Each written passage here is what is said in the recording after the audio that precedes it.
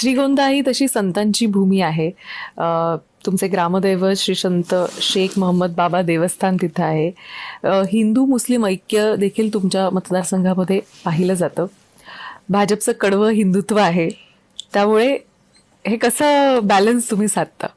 नाही होतं. मुळात काय होतं की तुम्ही फक्त भाजपचं कडवं हिंदुत्व पाहताय, भाजपचा विकास पाहत नाहीये तुम्ही.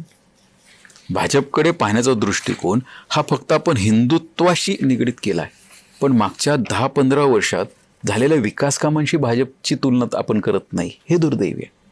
जी कामं म्हणजे असे असंख्य प्रश्न होते जे कधी सुटत नव्हते, हे या सरकारने सोडवलेत, ह्या पक्षांनी सोडवलेत.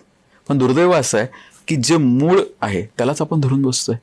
आज इतक्या गोष्टी चालत. आज मला सांगा बरं, आज आमची लाडकी बहीण योजना आहे, ती काय फक्त हिंदू महिलांसाठी नाही आहे, मुस्लिम महिलांनाही मिळतात. आज किसान सन्मान योजनेमध्ये शेतकऱ्यांना पैसे मिळतात, ते काय फक्त हिंदू शेतकऱ्यांना नाही आहेत, सर्व धर्माच्या शेतकऱ्यांना मिळतात. आम्ही पक्ष म्हणून काम करत असताना कोणती भूमिका ठेवली नाही, पण आजही भाजपला फक्त हिंदुत्ववादी पक्ष आणि भाजपमधला प्रत्येक नेता हा कडवा हिंदुत्ववादी असेल एवढंच म्हणलं जातं. हा, तो आमचा मूळ स्वभाव, मूळ पिंड आहे, पण याचा अर्थ असा नाही की तेवढंच आहे. जेवणात मीठ मर्यादित असलं तर जेवण चांगलं लागतं, तसं प्रत्येक गोष्ट ही मर्यादित असली तर चांगली लागते, याची जाणीव आम्हाला आहे आणि ते आम्ही ठेवण्याचा प्रयत्न करतो. त्यामुळे श्रीगोंद्यात आम्हाला कालही अडचण नव्हती, आजही नाही आहे. आणि श्रीगोंद्याकरांना माहिती आहे की कशा पद्धतीने आम्ही बॅलन्स करू शकतो.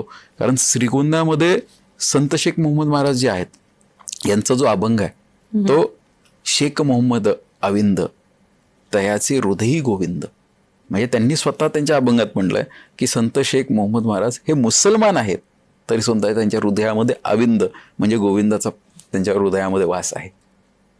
त्यामुळे अशा संस्कारातनं मी आणि माझी जे मतदार आहेत हे आम्ही अशा संस्कारातनं वाढलेलो आहोत. त्यामुळे आम्हाला ह्या गोष्टींचं काही वाटतच नाही.